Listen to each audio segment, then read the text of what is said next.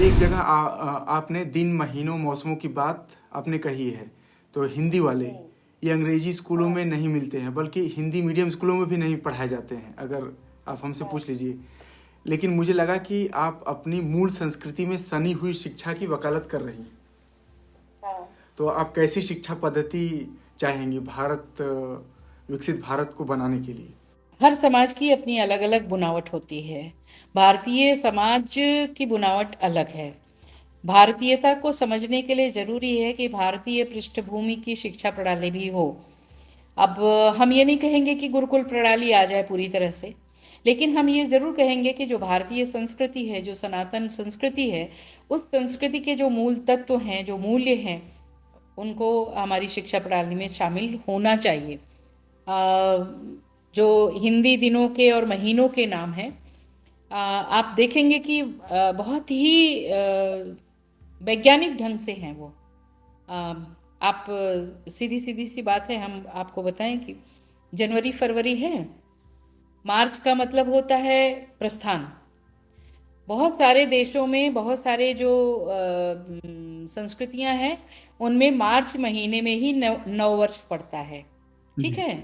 हमारा अपना भी जो चैत्र शुक्ल प्रतिपदा है, वहां से नया वर्ष शुरू होता है। विश्व के अनेक देशों का जो नव वर्ष है वो मार्च से शुरू होता है। मार्च का अर्थ ही है प्रस्थान या शुरू, मार्च जी जी पास्ट करते हैं। ठीक है। जी जी जी तो इस लिहाज से मार्च तो पहला महीना होना चाहिए, प्रस्थान जी कर रहे हैं हम लोग। और उसी तरह से फिर आते जाइए, अगस्त, अक्टूबर जो है, ऑक्टेव, ऑक्टेव से 8 से बना है, तो जी अक्टूबर हमारा 8वां महीना होना चाहिए, 10वां है। जी दिसंबर, डिसमिल, ये सब जो है 10th। 10वें जी महीने, 10 से रिलेटेड है, लेकिन हम 12वें महीने में जाते हैं दिसंबर में। तो गलती तो वहीं पर है, जो हम जी अभी पढ़ा रहे हैं, जी जी जनवरी से लेकर दिसंबर तक का हम जो, खैर, ये जी एक बुद्धि विलास मान लीजिए इसको, जी जी कि हमने उसको अक्टूबर को ऑक्टेव से जोड़ दिया, दिसंबर को डिसमिल से जोड़ दिया, नवंबर को 9 से जोड़ दिया। ठीक है। जी लेकिन हमारा जो हिंदी महीना है, हिंदी मौसम है, उन हिंदी मौसम को, हिंदी महीनों को भी लोगों को जानना चाहिए। चांद्र नक्षत्र के अनुसार और सौर नक्षत्र के अनुसार हम लोगों के पर्व और तिथियां होती हैं। ज़्यादातर चंद्रमा के आधार पर हमारे यहाँ तय होते हैं। 2 पक्ष होते हैं। अब जो 2 पक्ष हैं, कृष्ण पक्ष और शुक्ल पक्ष, पूर्णिमा है तो है, उस दिन चंद्रमा पूरा रहेगा। जी लेकिन क्या आप जनवरी में बता सकते हैं कि किस दिन पूर्णिमा पूरा रहेगा, चंद्रमा पूरा रहेगा?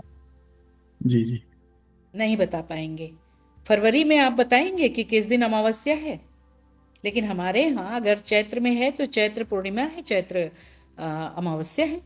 जी तो ये जो वैज्ञानिकता है हमारे सनातन संस्कृति की, इस वैज्ञानिकता से कम हमारे छात्रों को परिचित तो करवाया जाना चाहिए। जी हमारे पंचांग में आज भी जिस कैलकुलेशन के आधार पर जो पंचांग बनता है, जिसको पतरा कहते हैं, जी जिसके आधार पर पंडित जी विवाह वगैरह का मुहूर्त बताते हैं, उस पंचांग को अगर आप देखना जानते होंगे तो आप जानेंगे कि उसमें 1 साल पहले, 2 साल पहले, चाहे जब भी वो पतरा बना हो, पंचांग बना हो, चंद्र ग्रहण जिस दिन दिखाया जाता है, चंद्र ग्रहण उसी दिन पड़ता है।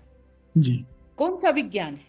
उस विज्ञान को जानने की आवश्यकता है हमारी नई पीढ़ी को। जी जी नहीं सही। शरद ऋतु है, तो शरद ऋतु में शारदीय नवरात्रि पड़ रही है, क्यों पड़ती है, उसके पीछे का जो वैज्ञानिक कारण है उसको जानना चाहिए। ट्रांजिशन पीरियड है 2 ऋतुओं का, जी जाड़ा शुरू होने वाला है और बरसात का मौसम खत्म होने वाला है। हमारे भारत की ऋतुओं के अनुसार शरद ऋतु है, हेमंत है, शिशिर है, बसंत है। इन ऋतुओं के बारे में बच्चों को जानना चाहिए, क्योंकि ये ऋतुएं केवल भारत में हैं। जी आप जी अमेरिका में इतनी ऋतुएं नहीं पाएंगे।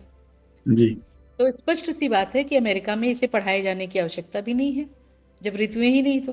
लेकिन अगर भारत का बच्चा ऋतुओं के बारे में ना जाने, वसंत ऋतु क्या होती है या शरद ऋतु क्या होती है, तो फिर जी तो शिक्षा अधूरी हुई ना। जी इसलिए बहुत आवश्यक है कि आप मॉडर्न साइंस जिसको कहते हैं, या मान लीजिए कि अंग्रेजी महीनों को सभी लोगों ने स्वीकार कर लिया, अंग्रेजी नंबर्स को सभी लोगों ने स्वीकार कर लिया, लेकिन जो हमारे हिंदी नंबर्स हैं या हिंदी अंक हैं या हिंदी के महीने हैं या हिंदी के पर्व और तिथियां हैं, उनको भी तो जानना ज़रूरी है, जी क्योंकि इस देश के निवासी अगर नहीं जानेंगे तो बाहर के लोग क्यों जानना चाहेंगे।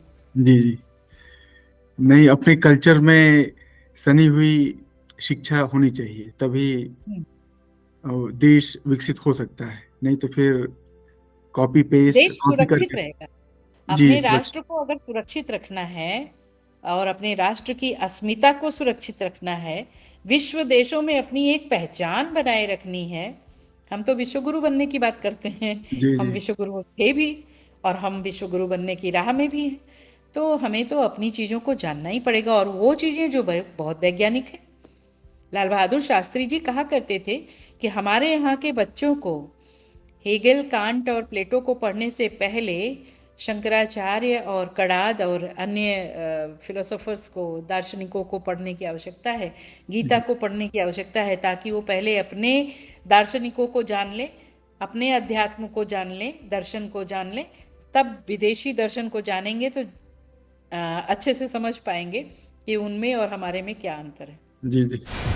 अगला सवाल है, उसमें कहीं छोटा सा ही है, जहाँ मानवी कहती है कि एक अच्छे शासक की ज़रूरत है।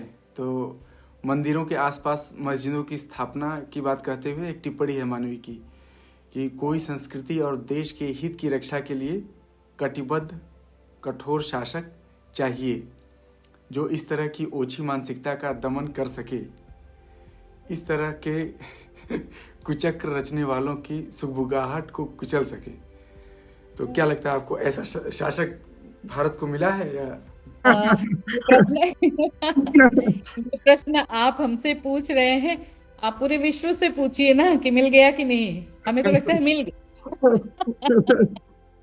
चलिए, हम्म। आंसर मैं समझ गया हूँ तो हम्म। जी, इस पे